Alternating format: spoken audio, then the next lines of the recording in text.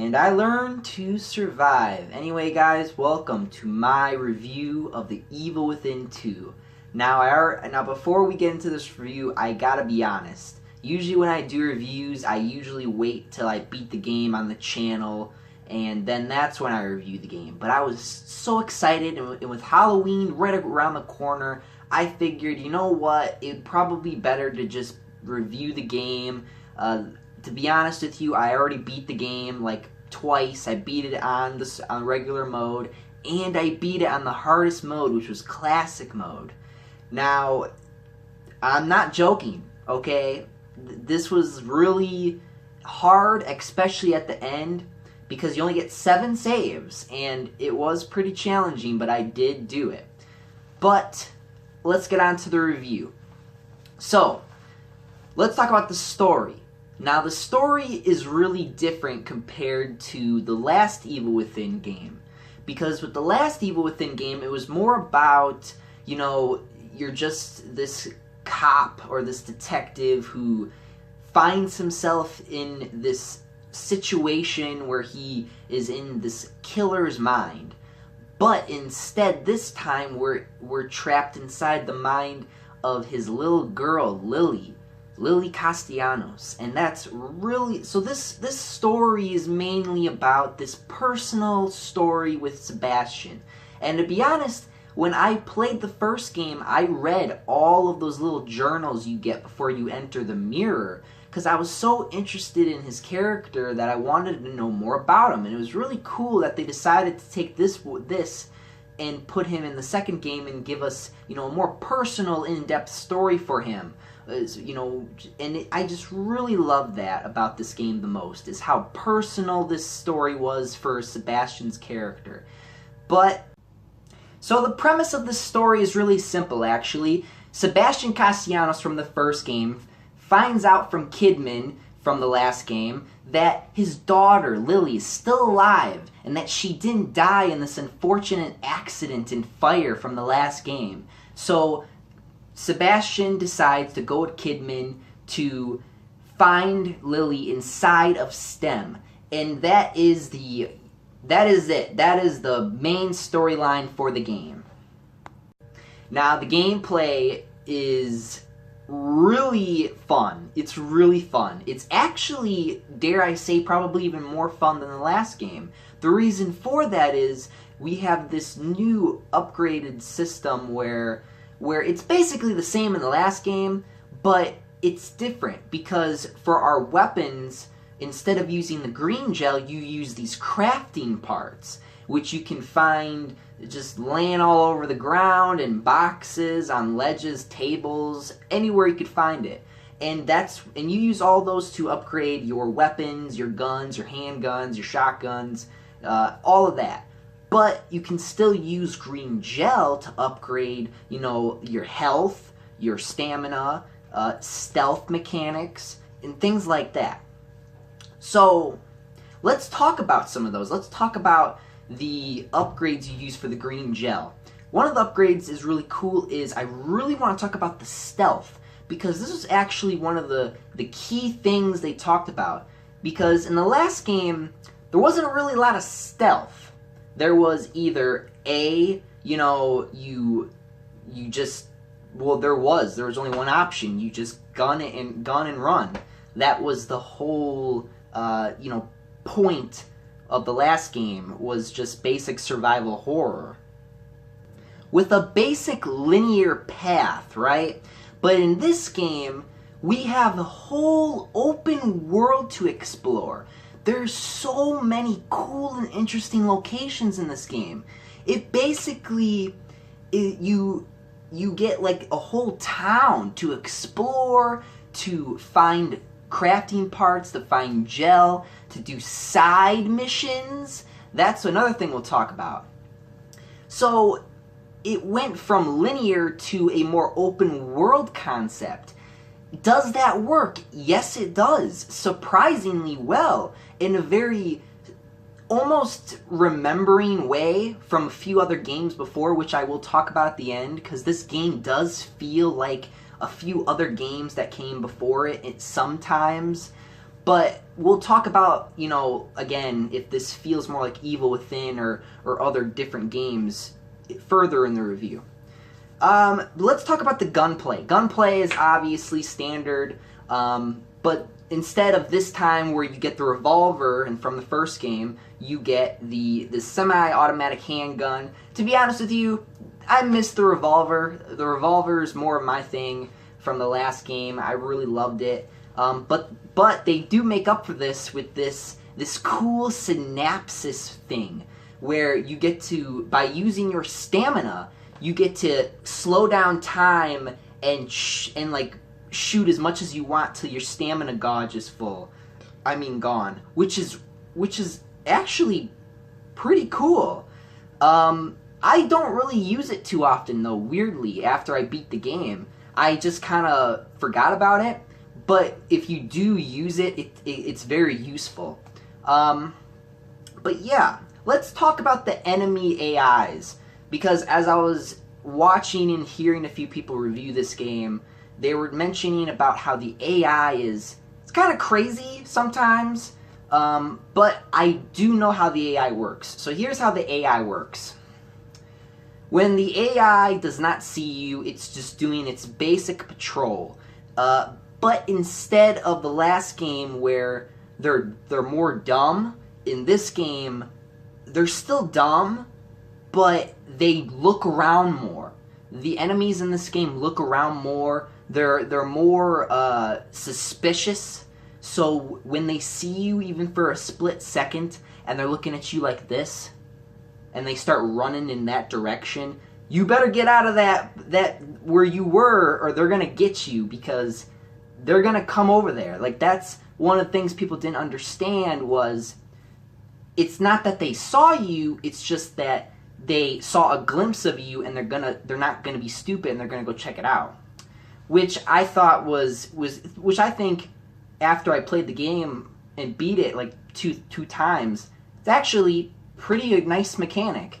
It makes you feel like you have to get out of that spot as quickly as possible. It makes you... This game does a good job of keeping you on your toes, which is one of the things I like about this game, especially in the stealth parts. But with the stealth gameplay, one of the best upgrades you could get, there are actually 2 upgrades I recommend you getting when you first start playing this game. Get the corner kill. The corner kill is by far one of the most funnest and the most breath-relieving things you could use in this game. Especially if the enemy caught a glimpse of you. If you just hide in the corner, wait for him to come over here, stab.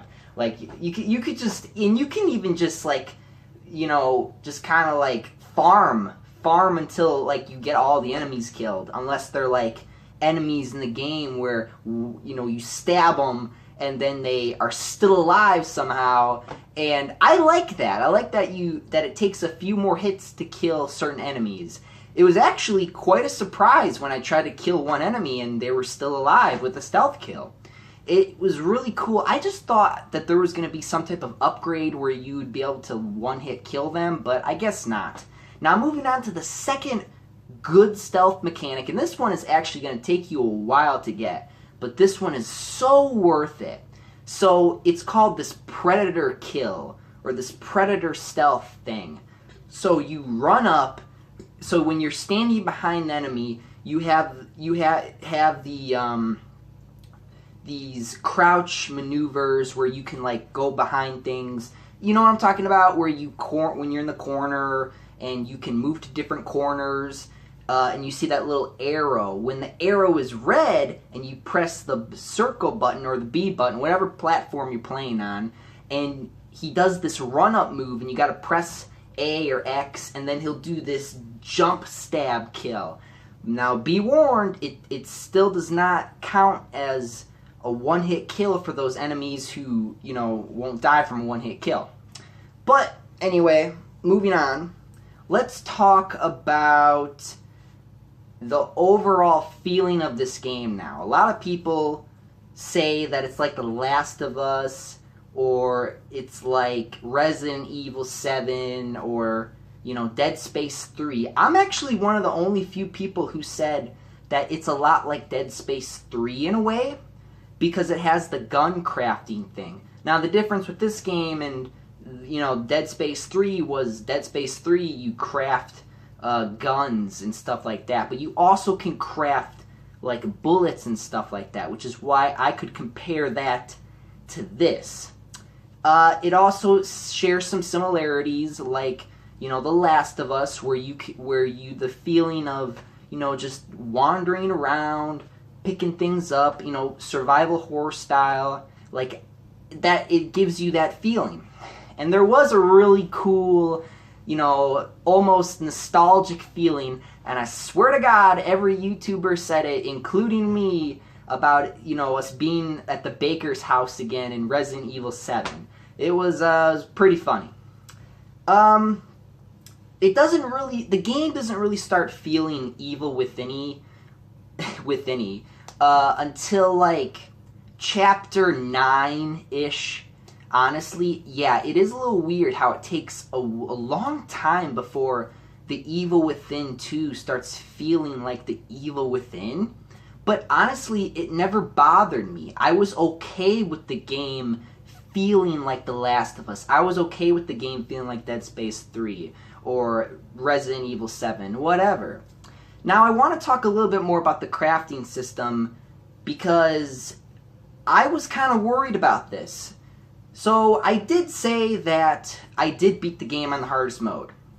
The thing is, when you craft, it's really easy, especially in the future. If you're the type like me who will not go on the mission at first and will go ahead and just explore, who will just go ahead and pick up, weapon parts and gel and ammo or kill all the enemies in the area, you're going to have a lot of gunpowder and stuff like that. You're going to have things that you can go craft, and you'll have like 60 bullets of handgun bullets and like 25 shells of shotgun bullets, which are the maxes for those guns.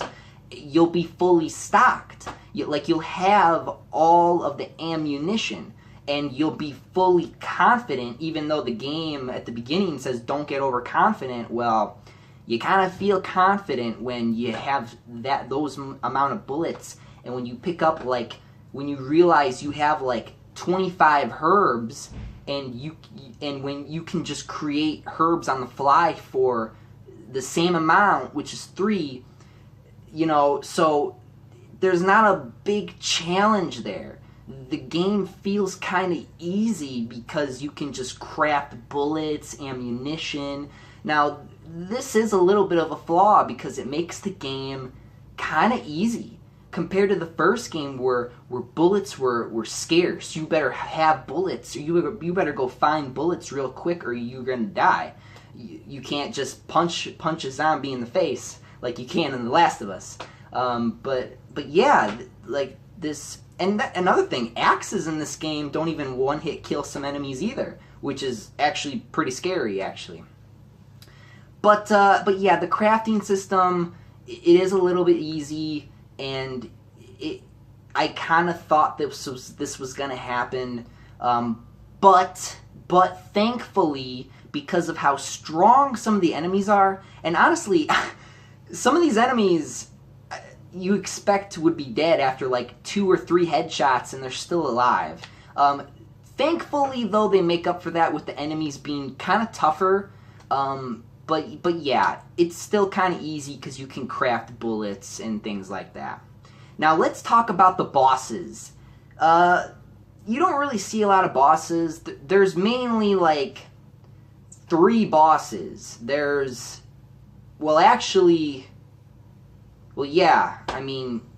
From the trailers, because obviously I'm not going to spoil anything here, but there is a lot of bosses. Now let's talk about the side missions. Now the side missions honestly have no real huge impact on the ending of the game, like some people on the internet like to make you think that it is, but it is really good to do them. You can get certain guns, you can get special weapons, there's a lot of other cool things you can get. You can get, ammunition, gel, gunpowder, all different types of stuff that you can get from doing these side missions, and honestly, they're really worth it. but they are kind of weird to the story because some side missions kind of make you feel like really he has time to do this while his daughter's kidnapped by so-and-so or whoever it is, you know. So it is a little out of place and a little weird, but honestly, it is really beneficial to go after some of these side missions. But yeah, this game overall was so good. So good, amazing, especially with the story. It's 17 chapters full of exciting, thrilling story. Like, that, this is probably the reason why this game's better is than the first one is because the story is better.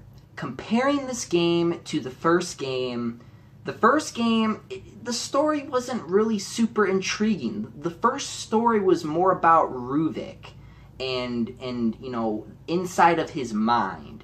In this game, it's more about Sebastian trying to get his daughter, trying to find her, and his more personalized story. And that's what I love about this game. And that's what makes up for some of its faults, honestly, in my personal opinion.